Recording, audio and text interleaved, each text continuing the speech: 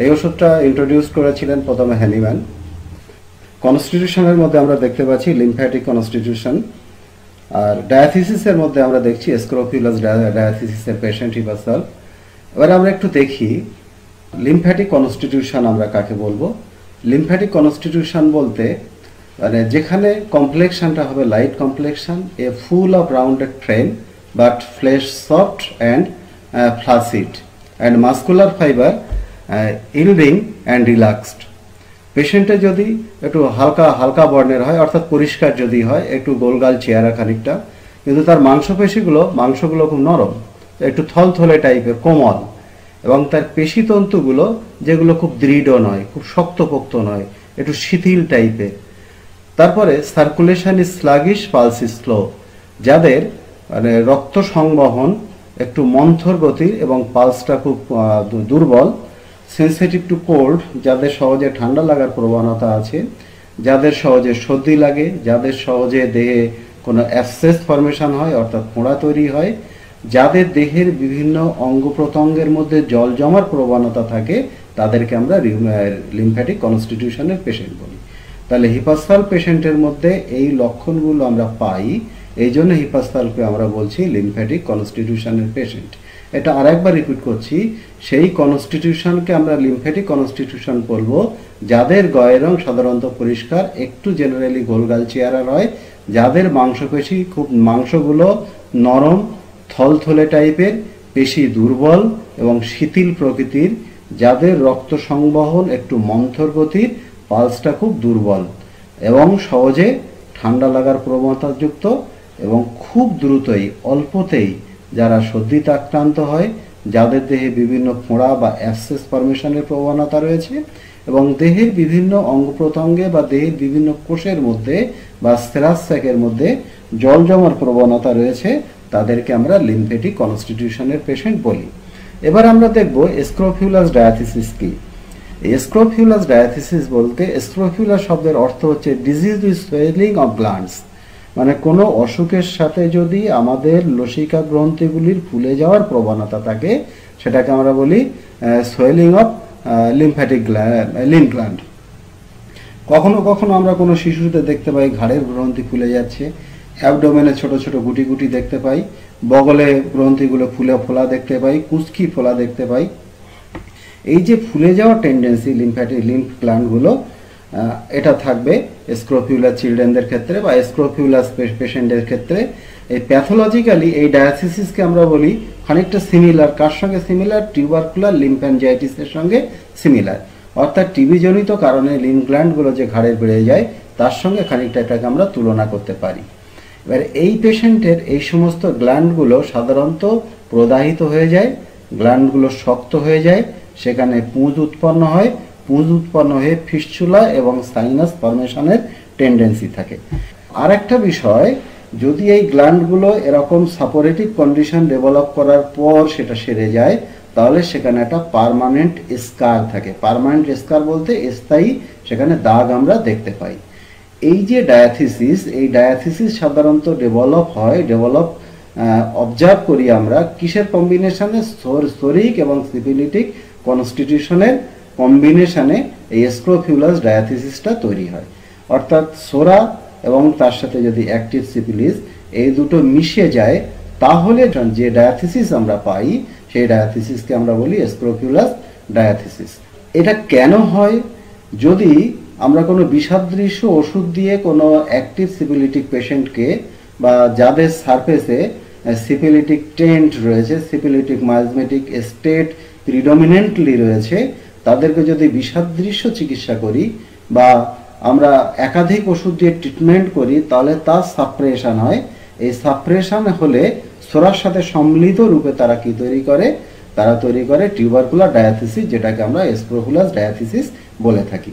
তাহলে আমরা দেখলাম হিপাসালপের পেশেন্ট, এটা যেমন স্ক্রোফিউলাস ডায়াথিসিসের তেমনি লিম্ফ্যাটিক কনস্টিটিউশনের পেশেন্ট, তাদের ক্ষেত্রে হিপাসালপ খুব ভালো কাজ করে।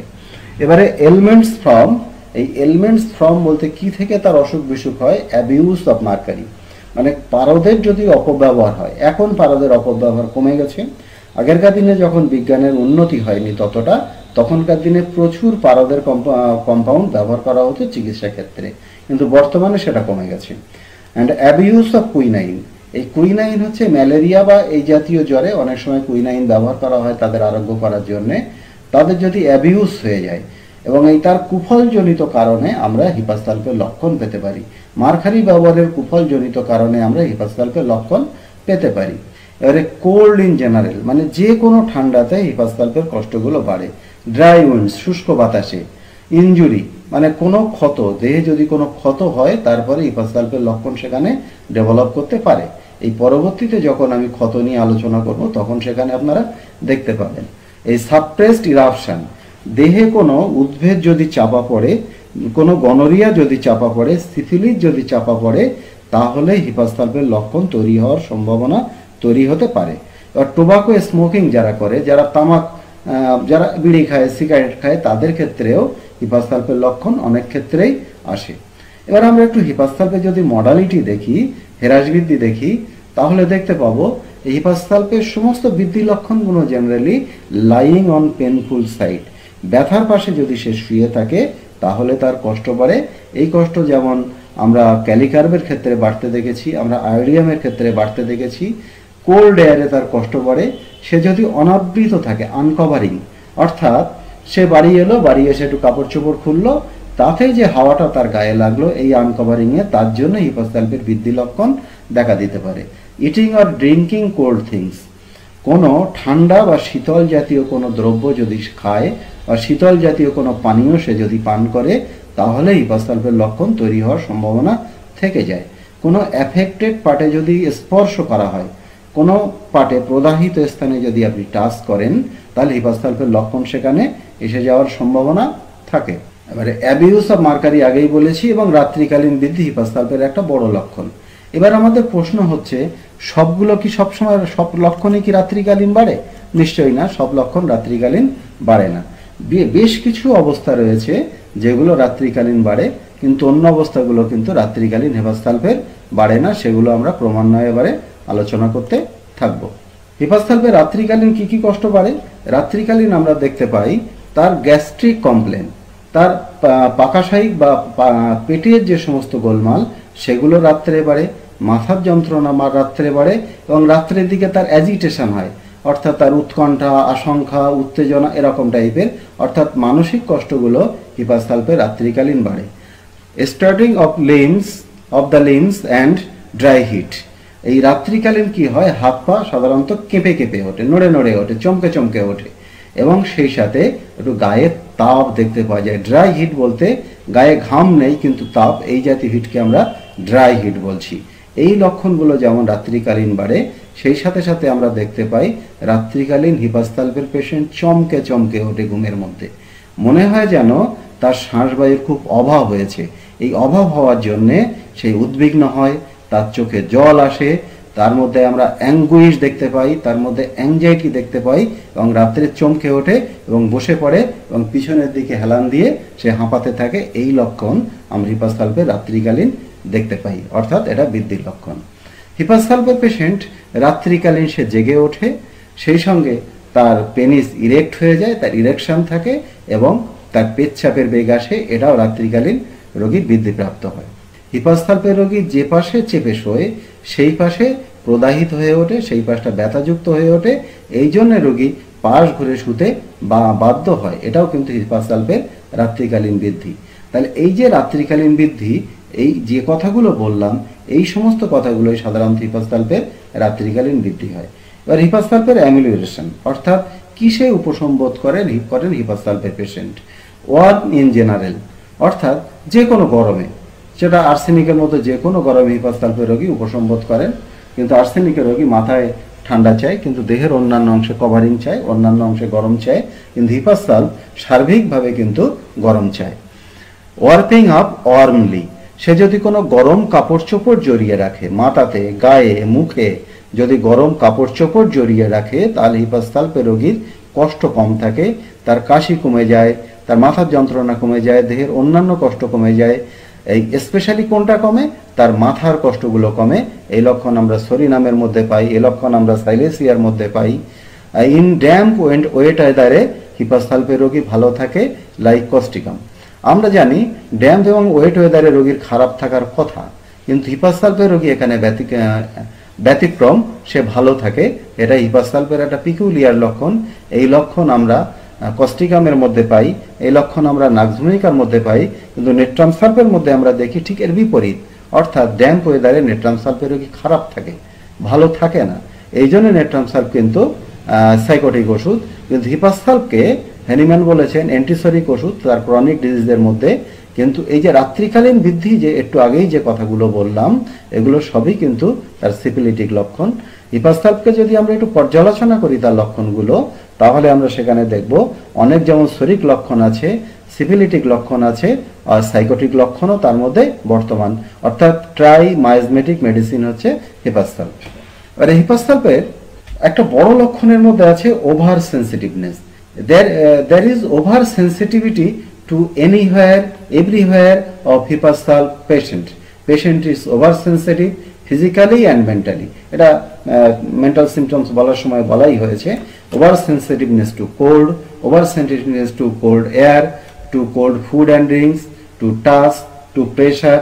এই ওভার সেন্সিটিভনেস এতটাই সংবেদনশীল হিপাসালফের পেশেন্ট, সে পাশের ঘরে যদি কোনো দরজা খোলা হয়, দুটো ঘর পাশাপাশি, দুটো ঘরের মাঝখানে দরজা রয়েছে, সে পিছনের ঘরে রয়েছে, কিন্তু সামনের ঘরে যদি দরজা খোলা হয়, তাহলে হিপাসালফের পেশেন্ট বুঝতে পারেন যে সামনের ঘরের দরজা খোলা হয়েছে।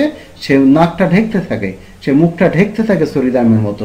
এরকম সে অনুভূতিশীল শীতল হাওয়ার প্রতি, অর্থাৎ শীতল বাতাসের প্রতি এই জাতীয় অনুভূতিশীল আমরা হিপাসালফের রোগীর মধ্যে দেখতে পাই।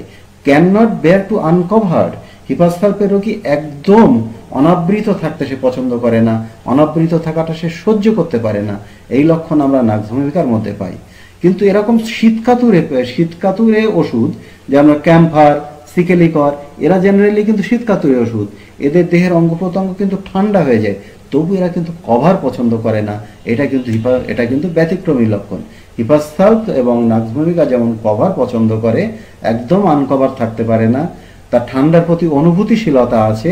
ক্যাম্ফার এবং সিকেলিকরের ঠান্ডার প্রতি সে অনুভূতিশীল, কিন্তু সে কভার সহ্য করতে পারে না। নাক্সভূমিকা এবং হিপাসালফ কভার সহ্য করতে পারে, অর্থাৎ কভার চায়। Takes cold from slightest exposure to fresh air like tuberculinum. টিউবারকুলিনামের মতো হিপাসালফের রোগী সামান্য শীতল বাতাস সে একদম সহ্য করতে পারে না। শীতল বাতাসে তার সমস্ত কষ্ট বাড়ে। কিন্তু এখানে মনে রাখতে হবে, টিউবারকুলিনামের পেশেন্ট শীতল বাতাস চায় কিন্তু সহ্য করতে পারে না। হিপাসালফ কিন্তু শীতল বাতাস চায় না। জানালায় যদি একটা ছোট ফুটো থাকে, হিপাসালফের পেশেন্ট এতটাই অনুভূতিশীল, কাগজ দিয়ে, কাপড় দিয়ে জানালার সেই ফুটোটাকে সে বন্ধ করে দেয়। কারণ সেখান থেকে যে সামান্য হাওয়া আসে, সামান্য বাতাস ঘরে প্রবেশ করে, সেটা তাকে অনুভূতিশীল করে দেয়, সেটা সে সহ্য করতে পারে না। এই লক্ষণ কিন্তু আমরা হিপাসালফের মধ্যে পাই। হিপাসালফের ক্ষেত্রে আমরা আরো দেখব তার আরো অনুভূতিশীলতা আছে। সে একদম সহ্য করতে পারে না, ভেরি সেন্সিটিভ টু টাচ। তার কোনো এফেক্টেড পার্টে, যে জায়গা তার আক্রান্ত হয়েছে, সে ধরুন কোথাও দেহের কোনো স্থানে ফোঁড়া হয়েছে, কোনো স্থানে অ্যাবসেস ফরমেশন হয়েছে, বয়েল ফরমেশন হয়েছে, রিসিপিলাস হয়েছে, কোনো আলসার ফরমেশন হয়েছে, কোনো র্যাশ এসছে, সে জায়গায় তার দেহের কাপড়ের স্পর্শও কিন্তু হিপাসালফের রোগী সহ্য করতে পারে না। ঠিক এরকম স্পর্শকাতর আমরা দেখতে পাই ল্যাকেসিস পেশেন্টের মধ্যে। কিন্তু ল্যাকেসিসের পেশেন্ট গরম কাতর, সে শীতল বাতাস চায়। ল্যাকেসিসের এরকম আলসার, এরকম ফোঁড়া সাধারণত নীল বর্ণের বা কালচে বর্ণের হয়, কিন্তু হিপাসালফের ক্ষেত্রে কালারটা ঠিক সেরকম হয় না। হিপাসালফের রোগীর এই প্রদাহিত স্থানে গরম চায়, গরম দিলে ভালো থাকে, গরম সে পছন্দ করে, তাতে তার উপশম হয়, কিন্তু কোনো স্পর্শ সে সহ্য করতে পারে না। হিপাসালফের এরকম অ্যাবসেস বা বয়েলের কাছাকাছি যদি আপনি হাত নিয়ে যান, কোনো আলসারের কাছাকাছি যদি হাত নিয়ে যান, রোগী কিন্তু আঁতকে উঠবে। এই হিপাসালফের রোগী এতটাই অনুভূতিশীল, সে যে বেডে বসে আছে, সেই বেডের ধারে পাশে কেউ গেলে সে কিন্তু আঁতকে ওঠে, সে বিরক্ত বোধ করে, চেঁচিয়ে ওঠে, এতটাই অনুভূতিশীল। এই জন্য একে বলা হচ্ছে the skin is very sensitive to touch. এবং ইভেন সে যে ক্লথ পরে রয়েছে, সেই ক্লথের টাচটাও তার এফেক্টেড পার্টে সে সহ্য করতে পারছে না। এবং এই ব্যথাটা এতটাই মারাত্মক, এই ব্যথার জন্য রোগী কিন্তু অজ্ঞান হয়ে যেতে পারে, রোগী অচৈতন্য হয়ে যেতে পারে, ফেইন্ট হয়ে যেতে পারে। এটা হিপাসালফের কিন্তু আর একটা বড় লক্ষণ। হিপাসালপের দ্বিতীয় ক্যারেক্টারের মধ্যে আমরা দেখব তার সোয়েটের মধ্যে বিশেষ ক্যারেক্টার আছে, একটা ক্যারেক্টারিস্টিক সিমটমস রয়েছে হিপাসালপের সোয়েটের মধ্যে। সোয়েট হচ্ছে প্রফিউজলি সোয়েট হয়, মানে প্রচুর পরিমাণে ঘাম হয় হিপাসালপের পেশেন্টের, ডে অ্যান্ড নাইট, দিন রাত্রি ধরে তার ঘাম হয়, কিন্তু তাতে তার কোনো উপশম হয় না। যেমন মার্কেরিয়াসের পেশেন্টের যদি ঘাম হয় তার যেন উপশম হয় না, তার কষ্ট পড়ে, এটা কিন্তু সিফিলিটিক ক্যারেক্টার। এটা হিপাসালপের মধ্যেও কিন্তু সেই ক্যারেক্টারটা চলে এসছে। তার প্রচুর ঘাম আছে, সবসময় দেহে ঘামে সিক্ত থাকে, সবসময় দেহ ঘামে ভিজে যায়, তবু সে উপশম বোধ করে না। এবং ঘামের মধ্যে দুর্গন্ধ আছে। কেমন গন্ধ আছে? কখনো বা আমরা টক দেখতে পাই, কখনো বা খুব দুর্গন্ধ দেখতে পাই হিপাসালপের ঘামের মধ্যে। আর easily sweats on every mental and physical exertion, দৈহিক এবং মানসিক পরিশ্রমে তার প্রচুর ঘাম হয়, মানে খুব ঘামে, সামান্য মানসিক পরিশ্রমে, সামান্য দৈহিক পরিশ্রমে তার প্রচণ্ড ঘাম হতে থাকে। Night and morning sweat with thirst, দিন রাত্রি যে তার ঘাম হচ্ছে সেই সাথে রোগীর থাকে একটা জল তেষ্টা থাকে।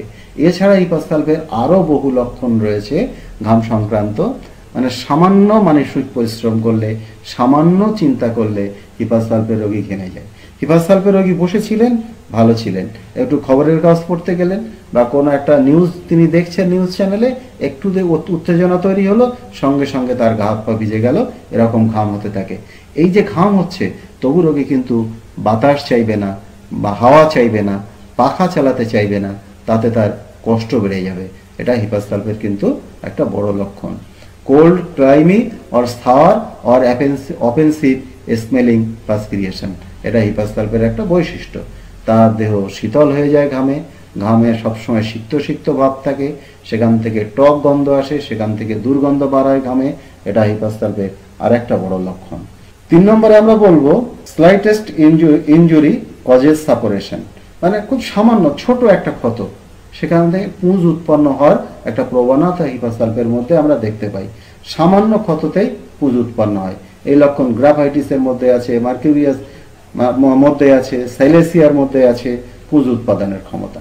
কিন্তু মার্কিউরিয়াস কিন্তু সহজেই পুঁজ উৎপন্ন হয় না, তার সময় লাগে, কিন্তু হিপাসালপ কিন্তু অতি দ্রুতই কিন্তু পুঁজ উৎপন্ন করতে পারে। হিপাসালপের ক্ষেত্রে আরেকটা বড় বৈশিষ্ট্য, কোনো ক্ষত থেকে সে যেন পুঁজকে ডেকে নেয়, তাড়াতাড়ি এসো, তাড়াতাড়ি পুঁজ তৈরি করো, তাড়াতাড়ি পুঁজ হোক, এটা চায়।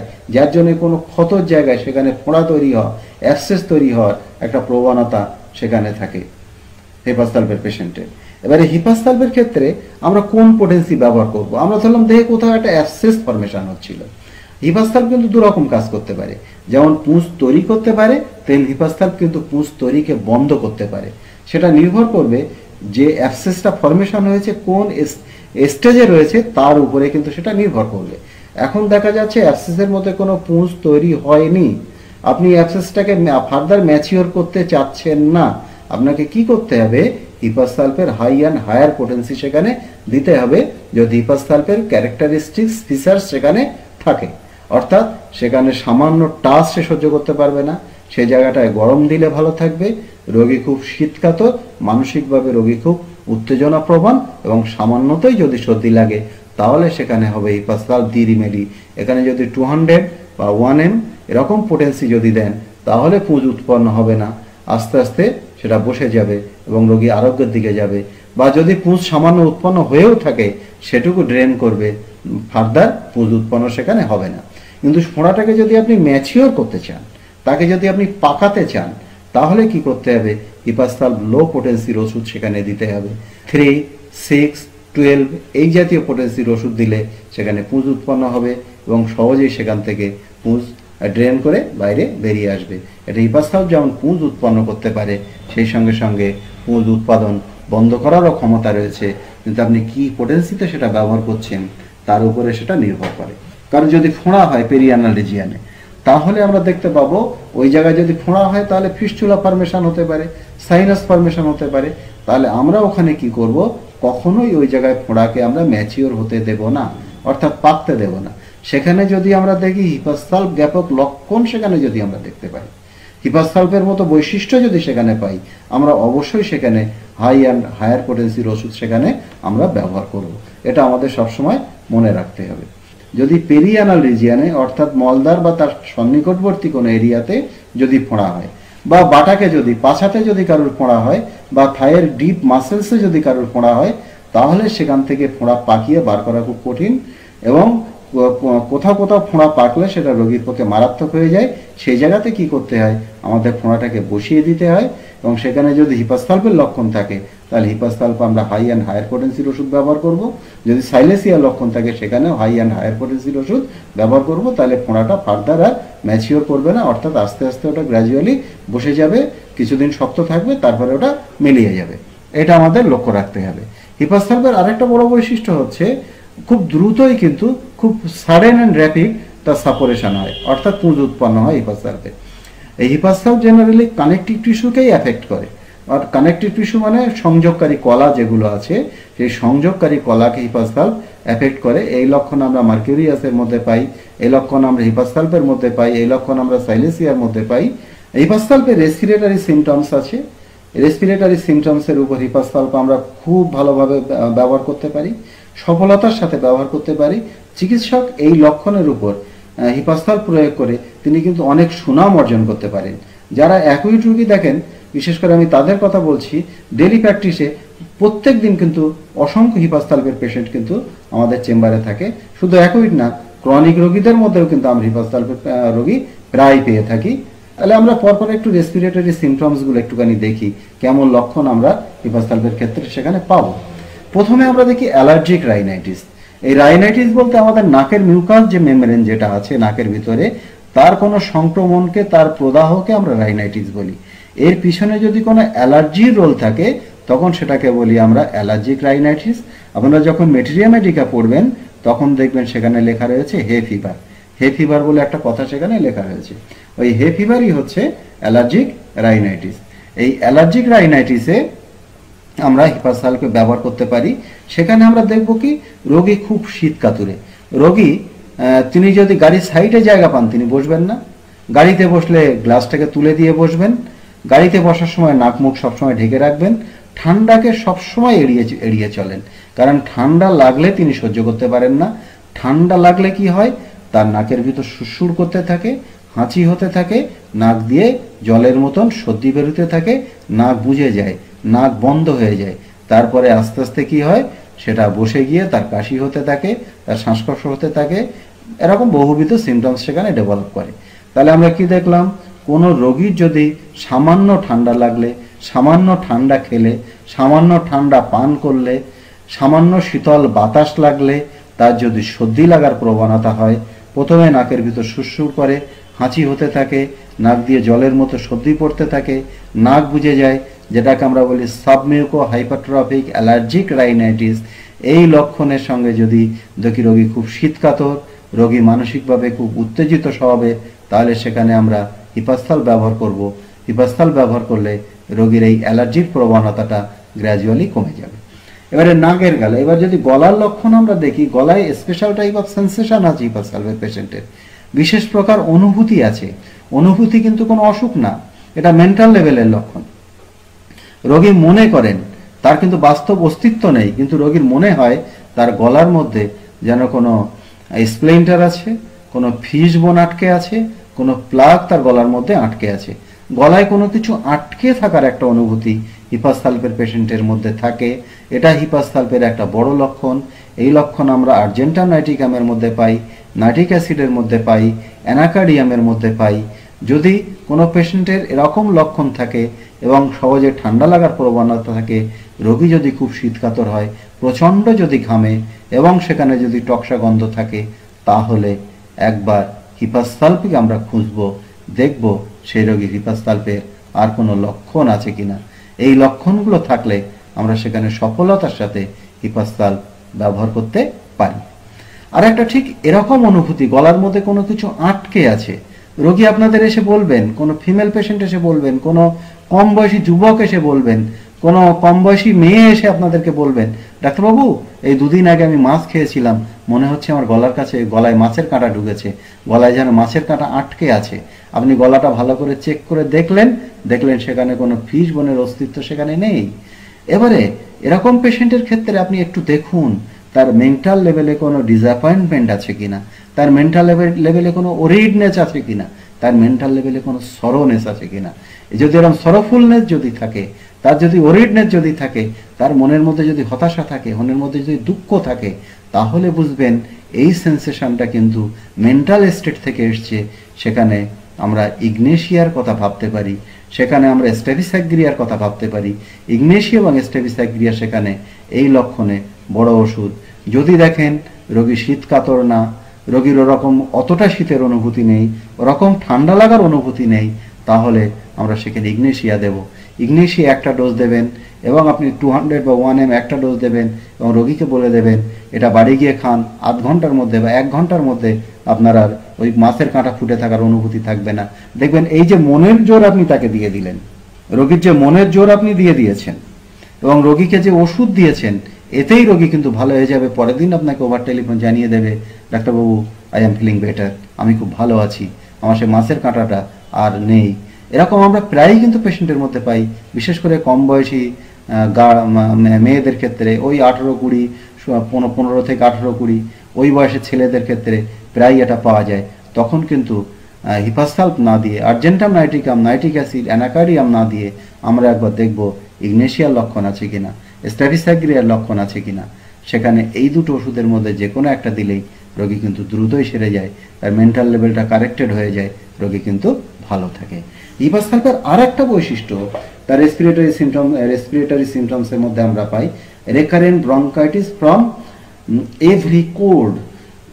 যে কোনো ঠান্ডা লাগলে, অল্প ঠান্ডা লাগলেই তার ব্রঙ্কিয়ালটি অ্যাফেক্টেড হয়, তার বায়ুনালী আক্রান্ত হয়, যেটাকে আমরা বলছি ব্রঙ্কাইটিস। তাহলে ব্রঙ্কাইটিস, বারে বারে ব্রঙ্কাইটিস হওয়ার প্রবণতা রয়েছে হিপাসাল্পের পেশেন্টের মধ্যে। এই হিপাসাল্পের পেশেন্টের শ্বাসকষ্ট আছে, এই শ্বাসকষ্টের সঙ্গে কি থাকে, একটা উদ্বেগ থাকে, মানসিক উদ্বেগ, এবং বুকের মধ্যে একটা ঘড়ঘড়ে ভাব থাকে, একটা সাঁই সাঁই ভাব থাকে, এবং রোগীর শর্টনেস অফ ব্রিথ হয়, অর্থাৎ তার ঘন ঘন শ্বাস নিতে হয়, তার দমের কষ্ট হয়, এবং থ্রেট এন্ড সাফোকেশন, তার দম বন্ধ হয়ে যাওয়ার একটা ভাব রোগীর তৈরি হয়। রোগী যদি পিছনের দিকে হেলান দিয়ে ঘাটটাকে পিছনের দিকে যদি বেঁকিয়ে রাখে মাথাটাকে, তাহলে রোগী ভালো অনুভব করেন, এটা হিপাসাল্পের একটা লক্ষণ। সামনের দিকে ঝুললে ভালো অনুভব করেন আর্সেনিক, পেছনের দিকে হচ্ছে হিপাসাল্প, দুললে কিন্তু সিপিয়া ভালো থাকে। যাক, এগুলো আমরা যা আর বলছি না। এই যে শ্বাসকষ্টের পিছনে কারণ হিসাবে আমরা দেখতে পাই অ্যাজমা ফ্রম সাপ্রেসড ইরাপশন। দেহের কোনো উদ্ভেদ যদি অবদমিত করা হয়, সেটাকে যদি ম্যাল ট্রিট করা হয়, সেটা যদি নন ট্রিটেড হয়ে যদি অবদমিত হয়, ন্যাচারাল নিয়মে, প্রকৃতির নিয়মে যদি সেটার অবদমন হয়, তাহলে শ্বাসকষ্ট হতে পারে হিপাসাল্পের পেশেন্টের। এটা আমাদের মনে রাখতে হবে। তবে এই জায়গায় হিপাসাল্পের অন্য লক্ষণ আছে কিনা একবার আমাদের দেখে নিতে হবে।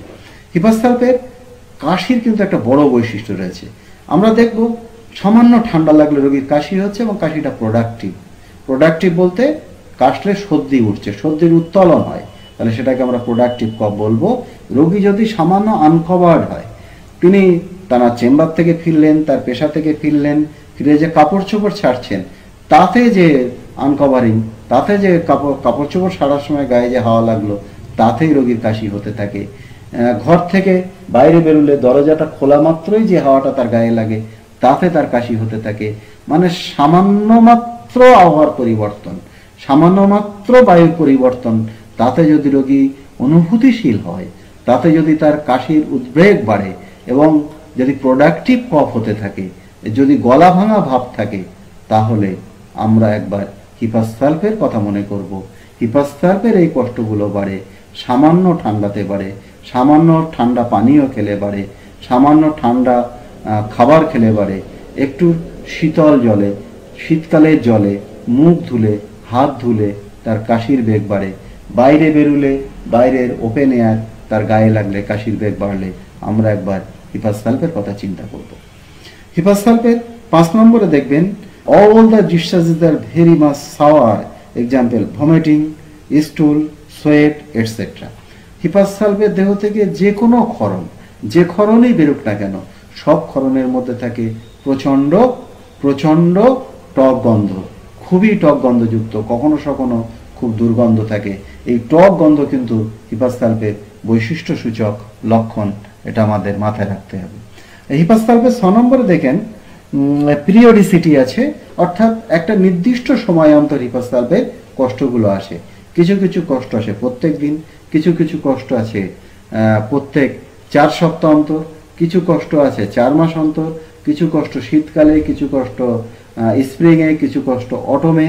এরকমভাবে ঘুরে ঘুরে তার পিরিয়ডিক এরকম কষ্ট হিপাসালভের পেশেন্টের মধ্যে রয়েছে। এবারে কোন কষ্ট কোন সময় আসে আমি 2-1টা উদাহরণ দিই। যেমন এই যে রোগীর জ্বর হবে, ধরুন জ্বরের আগে যে একটা শীত শীত ভাব আসে, শীত আসার 1 ঘন্টা আগে রোগীর খুব জল তেষ্টা হয়, খুব জল খাওয়ার ইচ্ছা হয়, তার 1 ঘন্টা বাদে শীত করে। এবারে শীত করার 3 ঘন্টা বাদে রোগীর গায়ে জ্বর আসে। এটা কিন্তু একটা পিরিয়ডিসিটি অফ হিপাসালভ পেশেন্ট ফিভারের ক্ষেত্রে। এবারে জ্বর এবং তার মুখের মধ্যে একটা তিতো স্বাদ, এইটা দিনের মধ্যে 2বার হতে থাকে। জ্বর 2বার আসে, তিতো ভাব 2বার আসে, এটাও কিন্তু পিরিয়ডিসিটি। হিপাসালভের প্রত্যেক দিন সকালবেলা একটা বিরক্তিকর, একটা হালকা হালকা মাথার যন্ত্রণা হিপাসালভের হতে থাকে প্রত্যেক দিন সকালবেলা। জেনারেলি এটা সাইনোসাইটিস থেকে হয়, সাইনাসের সংক্রমণ থেকে হয়। সকালবেলা কি থাকে, একটা বমির প্রবণতা থাকে। এবার ঠিক সকাল 6টার সময় এবং 7টার সময় হিপাসালভের রোগী প্রচন্ড শীত করে। এরকম পিরিয়ডিসিটি হিপাসালভের মধ্যে আমরা পাই। হিপাসালভের ডেইলি অ্যাটাকের মধ্যে প্রত্যেক দিন হিপাসালভের কি অ্যাটাক করে, প্রচন্ড ডেবিলিটি, মানে এমন দুর্বলতা হিপাসালভের পেশেন্টের অ্যাটাক করে যেটা অবর্ণনীয়, মানে বর্ণনায় আনা যায় না, ভাষা দিয়ে প্রকাশ করা যায় না। এমন দুর্বলতা হিপাসালভের পেশেন্টের প্রত্যেক দিনের মধ্যে একবার আমরা দেখতে পাই। এরকমভাবে আমরা এভরি নাইটে দেখতে পাই তার স্কালবোনে ব্যথা হতে থাকে, অর্থাৎ মাথায় ব্যথা হতে থাকে এবং শীত করতে থাকে। এভাবে বহু কিছু বলা যায়, যেগুলো আমি আর বলছি না। এবারে এরপরে দেখুন হিপাসালভের হেডের লক্ষণ আছে। হেডের লক্ষণের মধ্যে আমরা পাই sensation as the plug or nail were being driven into head. হিপাসালভের রোগী মনে করে মাথার যন্ত্রণার সময় তার মাথার মধ্যে নেল অথবা কোনো গোঁজা ঢুকিয়ে দেওয়া হচ্ছে, এরকম টাইপের ব্যথা হিপাসালভের রোগীর হতে থাকে। এবং সেই সাথে কি হয়, হিপাসালভের রোগী মনে করে তার চোখ যেন পিছনের দিকে চলে যাচ্ছে, পিছনের দিকে ঠেলে যাচ্ছে, এরকম অনুভূতি হিপাসালভের পেশেন্টের মধ্যে আছে। হিপাসালভের আলসারের ক্ষেত্রে আমরা দেখি প্রচন্ড সেন্সিটিভ থাকে, সামান্য টাচ, সামান্য স্পর্শ, এমনকি কাপড়ের স্পর্শ হিপাসালভের রোগী তার আলসারের জায়গায়, তার এফেক্টেড পার্টে সে সহ্য করতে পারে না, সেখানে জ্বালা করতে থাকে, সেখানে সুস্ফোটানো ব্যথা হতে থাকে এবং সেখান থেকে খুব সহজেই রক্তক্ষরণ হয়। এই রক্তক্ষরণ খানিকটা কিরিওজেটের মতো, নাইট্রিক অ্যাসিডের মতো, ফসফরাসের মতো, এরকম টাইপের রক্তক্ষরণ আমরা হিপাসালভের পেশেন্টের মধ্যে দেখতে পাই। ক্রনিক আর্টিকেরিয়া আছে, ক্রনিক অ্যান্ড রেকারিং আর্টিকেরিয়া আছে। আর্টিকেরিয়া মানে আমবাত। হিপাসালভের যে আমবাত, এটা খুব ক্রনিক এবং খুব বারে বারে হয়। এই আমবাত গায়ে বেরোনোর আগে কি হয়, তার শীত করতে থাকে। আমবাত যখন গায়ে থাকে সে সময়ও তার শীত করতে থাকে, কিন্তু গাটা গরম হয়ে গেলে, কোনো গরম কাপড় চোপড় গায়ে দিলে, চাদরের মধ্যে ঢুকলে, লেপ কম্বলের মধ্যে ঢুকলে তার আমবাতটা কমে যায়। অর্থাৎ গরমে উপশম হিপাসালভের আরেকটা বড় বৈশিষ্ট্য। হিপাসালভের এপিটাইট যদি দেখি খিদে, তাহলে সেখানে আমরা দেখতে পাবো বিভিন্ন রকম এপিটাইট আছে। এপিটাইটের মধ্যে লস অফ এপিটাইট আছে, অর্থাৎ একদম খিদে নেই, এরকম লক্ষণ যেমন আছে, তেমন আছে আনইউজুয়াল হাঙ্গার ইন দ্য ফোরনুন। তার দুপুরের আগে তার একটা অস্বাভাবিক হাঙ্গার আছে, প্রচন্ড খিদে আছে। বুলিমি কন্ডিশন আছে। বুলিমি হচ্ছে অ্যান ইনস্যাটিসেবল অ্যাপিটাইট, মানে একটা অদম্য খিদে, মানে এমন খিদে যে খিদেটাকে সে কন্ট্রোল করতে পারছে না। মেডোরিনামের মতো খিদে তার হিপাসালভের পেশেন্টের মধ্যে থাকে। আর মেডিসিনের ভাষায় আমরা এটা বলবো, এটা কিন্তু বিশেষ প্রকার একটা মেন্টাল সেট আপ থেকে এই জাতীয় খিদে রোগীর আসে। রোগী কিন্তু একদম খিদেটা সহ্য করতে পারে না, সবসময় তার খাই ভাব থাকে, খাবারের প্রতি তার বিশাল আগ্রহ থাকে, বিরাট আগ্রহ থাকে, যেটাকে আমরা ভোরাসিয়াস অ্যাপিটাইট বলি। এটা হিপাসালভের কিন্তু একটা বৈশিষ্ট্য। কিন্তু এখানে মনে রাখতে হবে, যদি টাইপ 1 ডায়াবেটিসে এই জাতীয় খিদে আপনারা দেখতে পান, সেটা কিন্তু কমন সিমটম, সেখানে আমরা হিপাসালভকে কনসিডার করব না।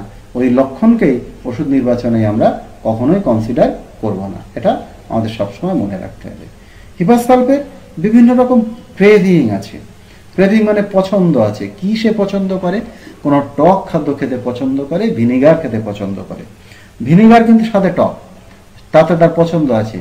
হেরিং এটাকে কিন্তু খুব গুরুত্ব দিয়ে বলেছেন তার ম্যাটেরিয়া মেডিকার মধ্যে। হিপাস সালফেট রোগী ওয়াইন খেতে পছন্দ করে, অ্যাসিড খেতে পছন্দ করে, স্ট্রং টেস্টিং ফুড খেতে পছন্দ করে, তীব্র স্বাদের কোনো খাদ্যদ্রব্য তার পছন্দ আছে। তাহলে এই যে ক্রেভিং এর মধ্যে আমরা দেখলাম যে খাবার দাবারগুলোর কথা, এই খাবার দাবারগুলোর মধ্যে একটা বড় অংশ কিন্তু টক, অর্থাৎ টক হিপাস সালফেট একটা বড় পছন্দ।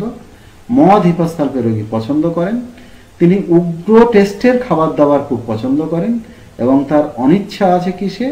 তৈলাক্ত খাদ্য, ফ্যাটি ফুডে তার অনিচ্ছা আছে। Dislike for all kinds of nourishment, মানে এমন খাদ্য যেগুলো থেকে দেহে পুষ্টি আসে, এরকম খাদ্যের প্রতি হিপাস সালফেট একটা অনিচ্ছা আছে। অর্থাৎ ভালো কিছু খাবার দাবার হিপাস সালফেট রোগী পছন্দ করে না। হিপাস সালফেট তার টেস্ট কেমন? মুখের মধ্যে বাজে স্বাদ আছে, টক স্বাদ আছে, মুখের মধ্যে তিতো স্বাদ আছে এবং মেটালিক স্বাদ আছে। হিপাস সালফেট রোগীর মুখে সাধারণ স্বাদের সাথে কি থাকে? গলায়টা তিতো। কখনো কখনো আমরা রোগী দেখতে পাই, কখনো জ্বরের রোগীদের ক্ষেত্রেও দেখতে পাওয়া যায়, তার তবুও আর গলাটা তিতো হয়ে রয়েছে। তখন আপনি তাকে ক্রস কোশ্চেন করলেন, খাবার দাবার খেতে কেমন লাগছে, তাতে টেস্ট পাচ্ছেন? বললো না, খাবার দাবারের টেস্ট পাচ্ছি কিন্তু গলায় তিতো হয়ে রয়েছে, আমি খেতে পাচ্ছি না, অর্থাৎ লস অফ অ্যাপিটাইট রয়েছে। সেই সাথে যদি দেখেন রোগীর গায়ে যদি ঘাম হয় তাতে টক গন্ধ আছে, রোগী যদি খুব শীতকাতর, সামান্য ঠান্ডা সে সহ্য করতে পারে না, তাহলে আমরা একবার হিপাস সালফেটের কথা সেখানে আমরা চিন্তা করতে পারি। রোগীর টাং কেমন? হিপাস সালফেট রোগীর টাং, এই টাঙের পিছনের দিকটা একটা কোটিং থাকে, একটা লেপাবৃত থাকে, একটা কাদার মতো শুকনো লেপাবৃত থাকে হিপাস সালফেট টাঙের পিছনের দিকটা, এবং জিভের আগাটা ব্যথাযুক্ত থাকে, মনে হয় যেন জিভের আগায় ঘা হয়েছে। কিছু কিছু পেশেন্ট এসে বলে, ডাক্তারবাবু আমার জিভে ঘা হয়েছে, বলে জিভটা বার করবে, এই দেখুন আগাটায় আমার ঘা হয়েছে, আগাটায় খুব ব্যথা। আপনি সেখানে দেখলেন, সেখানে ঘায়ের বিশেষ কিছু বৈশিষ্ট্য আপনি পেলেন না, কিন্তু দেখলেন তার জিভটা পেনফুল, টাংটা পেনফুল, টাঙের আগাটা টিপটা পেনফুল। এবং এই জাতীয় রোগীদের যদি হেস্টি স্পিচ থাকে, হেস্টি স্পিচ বলতে মানে খুব দ্রুত যদি তারা কথাবার্তা বলে এবং শীতকাতরতা যদি তার মধ্যে থাকে, প্রচণ্ড জলতেষ্টাও হিপাস সালফেট রোগীর মধ্যে আমরা পাই, তাহলে আমরা হিপাস সালফেটের কথা সেখানে আমরা চিন্তা করব। হিপাস সালফেট স্টুল অ্যান্ড অ্যানাসের লক্ষণের মধ্যে আমরা পাই, হিপাস সালফেট রোগীর যদি ডায়রিয়া হয়, এই ডায়রিয়া জেনারেলি ক্রনিক থাকে, অর্থাৎ পুরনো ডায়রিয়া। এই ডায়রিয়ার মধ্যে আমরা দেখতে পাই জেনারেলি পেনলেস লাইক দ্যাট সালফারের মতো ব্যথাহীন ডায়রিয়া, লাইক পোডোফাইলামের মতো ডায়রিয়াতে কোনো ব্যথা থাকে না, কিন্তু কখনো কখনো আমরা দেখতে পাই হিপাস সালফেট ডায়রিয়াতে কাটিং পেন থাকে। এবং পায়খানার রং কেমন? পায়খানার রং কাদার মতন রঙের অথবা সাদাটে রঙের, কখনো কখনো আমরা দেখতে পাই সবুজ রঙের এবং আস্তে আস্তে পরে টক গন্ধযুক্ত বা পচা গন্ধযুক্ত। হিপাস সালফেট পায়খানা যদি নরমও হয় তাহলে খুব আস্তে আস্তে বার হয় এবং খুব কষ্ট করেই বার করতে হয়, অনেকটা অ্যালুমিনার মতো কোঁত দিয়ে কষ্ট করে তার পায়খানা করতে হয় নরম পায়খানার ক্ষেত্রেও। তার ডিসেন্ট্রির ক্ষেত্রে আমরা দেখতে পাই সবুজ রঙের পায়খানা, কাদা রঙের পায়খানা এবং সাদাটে পায়খানা, টকসা গন্ধের পায়খানাও কিন্তু সেখানে দেখতে পাওয়া যায়। এবং সেই সঙ্গে সঙ্গে কি থাকে? একটু রক্তাক্ত মিউকাস আমরা সেখানে দেখতে পাই হিপাস সালফেট পেশেন্টের মধ্যে। হিপাস সালফেট কনস্টিপেশনের ক্ষেত্রে আমরা দেখতে পাই হার্ড অ্যান্ড ড্রাই ফেসেস, শক্ত এবং শুকনো টাইপের পায়খানা। এই হিপাস সালফেট এই পেটের অসুখের সাথে, বিশেষ করে পায়খানার সাথে আমরা দেখতে পাই তার রোগীর পাসপিরেশন থাকে অ্যাট দ্য পেরিনিয়াম। পেরিনিয়াম মানে ওই যে আমাদের অ্যানাসের চারপাশটা সবসময় একটা ঘামে সিক্ত সিক্ত ভাব আমরা যদি কোনো রোগীর পাই, এবং সেই সঙ্গে রোগীকে খুব যদি শীতকাতর দেখি, রোগীর ঘামে যদি টকসা গন্ধ দেখি, ঠান্ডার প্রতি যদি সে প্রবণতাশীল রোগী থাকে, তাহলে আমরা বা হিপাস সালফেট কথা সেখানে চিন্তা করতে পারি। হিপাস সালফেট ইউরিনারি সিমটমসের মধ্যে আমরা দেখতে পাই পেচ্ছাপ খুব ধীরে ধীরে বার হয় এবং ঘোলাটে। পেচ্ছাপে একটা হোয়াইটিশ সেডিমেন্ট থাকে, একটা তলানি পড়ে পেচ্ছাপে, সাদা সাদা তলানি। কিন্তু এই পেচ্ছাপের আরেকটা বড় লক্ষণও রয়েছে, যেটা আমি সবুজ কালার দিয়ে আমি দেখিয়েছি 2 নম্বরে। Urine is pass slowly with difficulty, drops out perpendicularly. এই পারপেন্ডিকুলারলি বলতে হিপাস সালফেট রোগী কখনো পেচ্ছাপ করে, সে ভাবলো ওই দেওয়ালের গায়ে আমি পেচ্ছাপ করবো, কিন্তু সে পেচ্ছাপটা দেওয়ালের গায়ে যাবে না। পেচ্ছাপ তার ওই ছিদ্রপথ দিয়ে সোজাসুজি নিচের দিকে নামবে, খানিকটা ফোঁটা ফোঁটা করে নিচের দিকে পড়বে, যে স্পিডে গতিতে কিন্তু সে পেচ্ছাপ করতে পারে না। এটা হিপাস্থ্যাল্পের কিন্তু একটা বড় বৈশিষ্ট্য। এই লক্ষণ যদি আপনি প্রোস্টেটোমেগালিতে পান, অর্থাৎ কোনো 50 বছর বা তার ওপরের বয়স, তার প্রোস্টেট গ্ল্যান্ড বেড়েছে, সেখানে যদি এই জাতীয় পেচ্ছাপ আপনি পান, তখন এটা কমন সিমটম, তখন এই সিমটমের কিন্তু গুরুত্ব থাকবে না। কিন্তু একটা বাচ্চার ক্ষেত্রে যদি এই লক্ষণ পান এবং যদি তার শীতকাতরতা পান, তাহলে অবশ্যই হিপাস্থ্যাল্পের কথা চিন্তা করতে পারেন। যদি তার মেন্টাল সেটআপ, তার ম্যাথমেটিক্স ব্যাকগ্রাউন্ড যদি সেখানে মেলে, আমরা অবশ্যই হিপাস্থ্যাল্পের কথা আমরা চিন্তা করতে পারি। হিপাস্থ্যাল্পের নকটার্নাল ইমিউশন অফ ইউরিন আছে, তার রাত্রিকালে সে বিছানায় পেচ্ছাপ করতে থাকে, বিছানা ভিজিয়ে দিতে থাকে হিপাস্থ্যাল্পের পেশেন্ট। কিন্তু এটা মনে রাখতে হবে, সেই সঙ্গে তার শীতকাতরতা থাকতে হবে, সেই সঙ্গে অন্য বৈশিষ্ট্যগুলো থাকতে হবে। যদি রাত্রিকালীন পেচ্ছাপ দেখে আমরা হিপাস্থ্যাল্প প্রয়োগ করতে পারবো না। হিপাস্থ্যাল্পের ইউরিনারি ট্র্যাক ইনফেকশন আছে। এই ইউরিনারি ট্র্যাক ইনফেকশনটা কিন্তু একটা মারাত্মক প্রকার ইউরিনারি ট্র্যাক ইনফেকশন, বা মূত্র জননালী সংক্রান্ত আমরা প্রদাহ দেখতে পাই। সেখানে আমরা দেখি তার emission of blood after urination, পেচ্ছাপের পরে রক্ত পড়ছে। কখনো কখনো পেচ্ছাপের পরে লালচে পেচ্ছাপ হয়, কখনো কখনো সরাসরি রক্ত সেখানে আমরা দেখতে পাই। সেই সাথে মূত্রনালীতে রোগীর জ্বালা থাকে, পেচ্ছাপের সময় মূত্রনালীতে জ্বালা। যদি পেচ্ছাপের পরে জ্বালা হয়, আমরা সেখানে সার্সাপেরিলার কথা ভাবতে পারি বা অন্য ওষুধের কথা ভাবতে পারি। পেচ্ছাপের নালীতে হুল ফোটানো, সুস ফোটানো টাইপের ব্যথা, এবং ওপেনিংয়ে অর্থাৎ মূত্রনালীর ছিদ্রপথে বাইরের দিকে যে পথ, যে এক্সটার্নাল মেটাস, যে মেটাস যেটা আমরা বলছি ইউরিনারি মেটাস, সেখানে সেই জায়গাটা অরিফিসটা লাল হয়ে যায়, সেই জায়গাটা প্রদাহিত হয়ে যায় এবং পেচ্ছাপের সাথে মিউকাস সিক্রিশন হতে থাকে হিপাস্থ্যাল্পের পেশেন্টের। হিপাস্থ্যাল্পের মেল সেক্সুয়াল অর্গানের লক্ষণ যদি আমরা দেখি, তাহলে দেখতে পাবো তার জেনিটাল পার্টের মধ্যে প্রচন্ড উইকনেস রয়েছে, অর্থাৎ তার পেনি রিল্যাক্সড কন্ডিশনে থাকে, অর্থাৎ ইরেক্ট হয় না, শক্ত হয় না, তার যৌন ইচ্ছা তার একদম নেই। তার পেনিসে চুলকানি থাকে, এবং পেনিসের কোন অংশে চুলকানি থাকে? গ্ল্যান্স পেনিসে, অর্থাৎ লিঙ্গাগ্রে, এবং সেই সাথে ফ্রেনুলামে তার চুলকানি থাকে। ফ্রেনুলাম বলতে ইউরিনারি মেটাসের ঠিক নিচের দিকে যে জায়গায় চামড়াটা যুক্ত হয়ে আছে, সেখানে একটা দড়ি মতো আপনারা দেখতে পাবেন, এটাকে ফ্রেনুলাম বলে। ছবিতে আমি এখানে দেখাতে পাচ্ছি না, কারণ ছবি আমার পাওয়ার পয়েন্টের মধ্যে করা নেই। সেখানে চুলকানি থাকে হিপাস্থ্যাল্পের পেশেন্টের। এই হিপাস্থ্যাল্পের পেশেন্টের চিড়িক মারা একটা ব্যথা রয়েছে।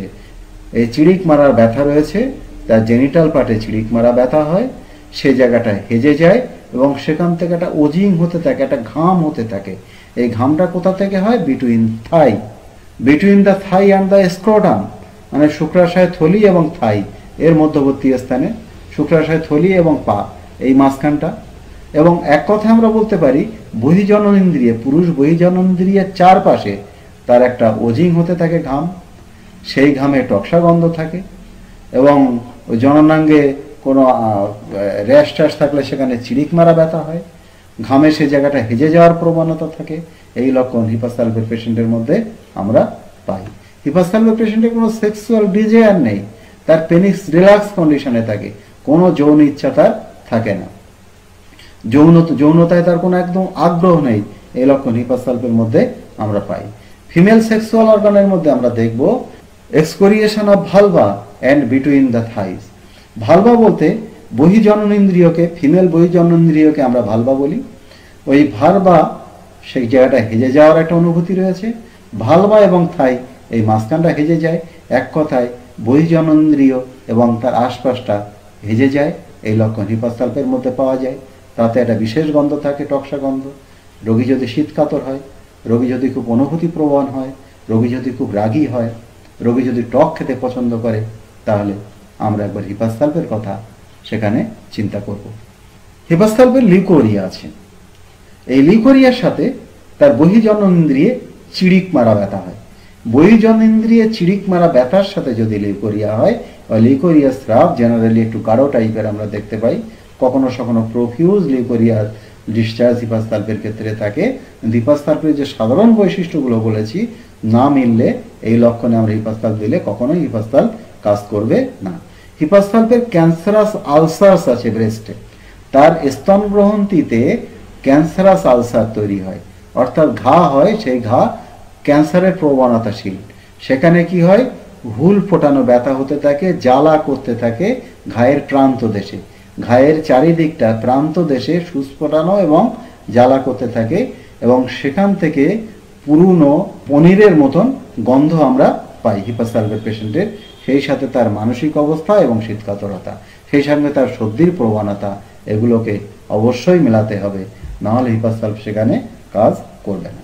হিপাস সালভের স্লিপের মধ্যে আমরা দেখব হিপাস সালভের রোগীর strong desire to sleep morning and evening with convulsive earring.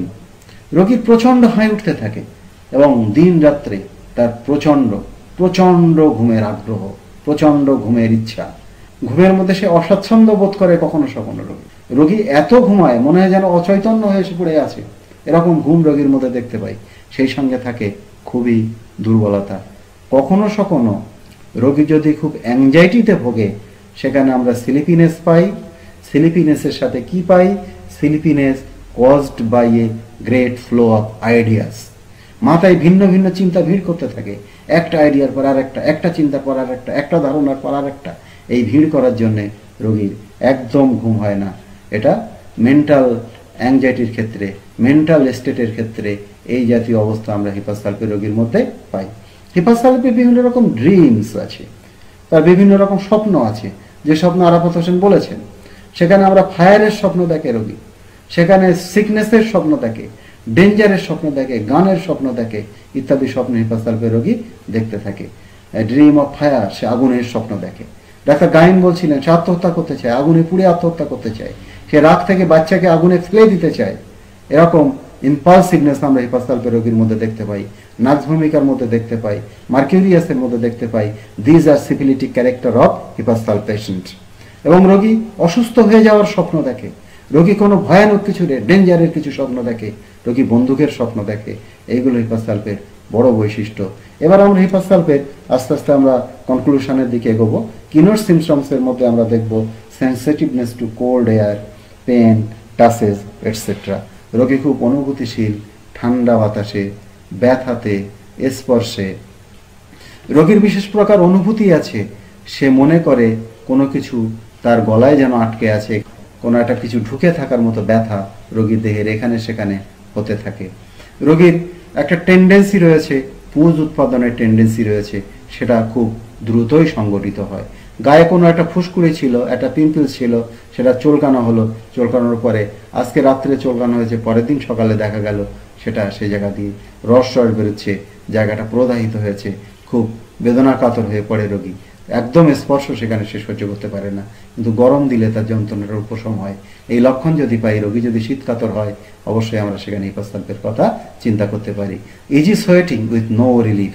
কিছু কিছু বইতে দেখবেন ঘামে রোগীর উপশম আছে, কিন্তু অথেন্টিক যে সমস্ত বই আছে সেখানে বলা হচ্ছে রোগীর যদি ঘাম হয়, রোগী কোনো উপশম বোধ করে না। এ লক্ষণ হিপাস সালভের আর একটা বড় বৈশিষ্ট্য। সাওয়ারনেস অফ অল ডিসচার্জের, সমস্ত ক্ষরণে একটা টকসা গন্ধ থাকে। It may be stool, it may be leucorrhoeal discharge, it may be urine, it may be sweat, all are sour smelling. হিপাস সালভের পচা চিজের গন্ধযুক্ত ডিসচার্জ হিপাস সালভ রোগীর মধ্যে আমরা পাই। হিপাস সালভ ব্যথায় এতটাই স্পর্শ সহিষ্ণু, এতটাই স্পর্শকাতর রোগী, সে কাতরতার জন্য হিপাস সালভের কোনো জায়গায় যদি ব্যথা হয়, ব্যথার কাছে কোনো যদি স্পর্শ লাগে, কোনো ব্যথার কাছে যদি কেউ টাচ করে, রোগী অজ্ঞান হয়ে যাওয়ার মতো, ফেন্ট হয়ে যাওয়ার মতো, অচৈতন্য হয়ে যাওয়ার মতো উপক্রম হয়। এই জন্য হিপাস সালভের কোনো বাচ্চার রোগী বা কোনো বয়স্ক রোগীর গায়ে যদি ফোঁড়া নিয়ে আপনার কাছে আসে, তাতে যদি আপনি টাচ দেন, রোগী খুব আওড়ে মাওড়ে ওঠে, চিৎকার করে ওঠে, এবং তারপরে রোগী দেখবেন তার গা হাত পা ঘেমে গেল, চোখ দিয়ে জল পড়তে থাকলো, কান্না শুরু করলো, তখন বুঝতে হবে ইট মে বি হিপাস সালভ। সেখানে হিপাস সালভ হতে পারে, একবার দেখতে হবে হিপাস সালভের অন্য লক্ষণ সেখানে আছে কিনা। নিউক্লিয়াস অফ রিমেডির মধ্যে আমরা দেখব adapted to psoric scrofulous diathesis persons extremely sensitive susceptible to cold. এটা সোরিক পেশেন্টের মধ্যে জন্য। স্ক্রোফিউলাস ডায়াথিসিসের পেশেন্টের, যে সমস্ত রোগীর খুব ঠান্ডার প্রতি অনুভূতিশীল, তারা মেন্টালি অনুভূতিশীল, ফিজিক্যালি অনুভূতিশীল, ঠান্ডার প্রতি খুব প্রবণতাশীল, তাদের বেলা একবার আমরা হিপাস সালভের কথা চিন্তা করব। স্ক্রোফিউলাস ডায়াথিসিস বলতে টিউবারকুলার ডায়াথিসিস, সেটা তাহলে টিউবারকুলার ডায়াথিসিস সোরা এবং সিফিলিসের কম্বিনেশনে তৈরি হয়েছে। এবার ওভার সেন্সিটিভনেস আছে রোগীর টু এক্সটার্নাল ইমপ্রেশন, কোনো বাহ্যিক উদ্দীপনায়, কোনো বাহ্যিক আবেগে রোগী অনুভূতিশীল হয়ে যায় এবং ব্যথায় রোগী অজ্ঞান পর্যন্ত হয়ে যেতে পারে। যে কোনো ক্ষত থেকে, যে কোনো ক্ষতই সহজে পুঁজ উৎপন্ন হওয়ার প্রবণতা রয়েছে এবং ডিসচার্জে সাওয়ার গন্ধ আছে, টক গন্ধ আছে এবং রোগী সহজেই ঘেমে যায়। এই লক্ষণ যেখানে থাকবে, একবার আমরা হিপাসালভের কথা সেখানে আমরা চিন্তা করব। কনফার্মেটরি লক্ষণের মধ্যে আমরা দেখব রোগীর মধ্যে শীতকাতরতা রয়েছে, great sensitiveness to all impressions রয়েছে, easily sweating without any relief আছে, সাওয়ার স্মেলিং ডিসচার্জ আছে, টেন্ডেন্সি টু সাপোরেশন আছে, রোগীর টক খাওয়ার আগ্রহ আছে, ডিজায়ার আছে কি সাওয়ারে, রোগীর ইরিটেবিলিটি আছে, তার অসহিষ্ণুতা আছে, তার আত্মহত্যার প্রবণতা রয়েছে। এগুলো যেখানে পাবো সেখানে আমরা একবার হিপাসালভের কথা চিন্তা করব। আপনাদের সকলকে ধন্যবাদ।